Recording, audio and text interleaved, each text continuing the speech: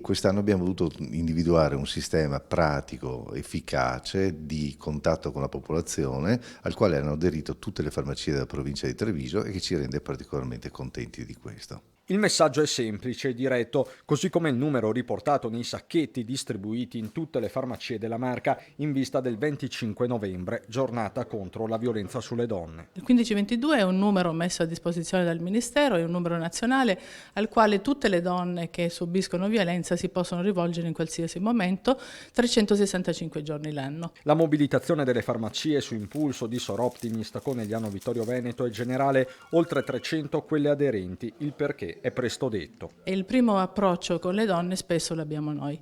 In più il 70% dei farmacisti che lavorano al banco sono donne e quindi è più facile approcciare queste situazioni e dare una mano indicando a queste donne a chi rivolgersi. E i dati relativi al 2021 parlano ancora di un male diffuso e radicato, oltre 12.000 le richieste di aiuto al 1522 soltanto dal Veneto, 289 le donne accolte nelle case rifugio e la tendenza non migliora, anzi. C'è un incremento soprattutto dopo il periodo della pandemia dove c'è stato un obbligo di convivenza forzata e quindi purtroppo subito dopo la fine dell'emergenza c'è stato un aumento delle denunce, ahimè, e quindi c'è una certa preoccupazione sicuramente da questo punto di vista. Se già c'era preoccupazione prima, adesso sicuramente è aumentata.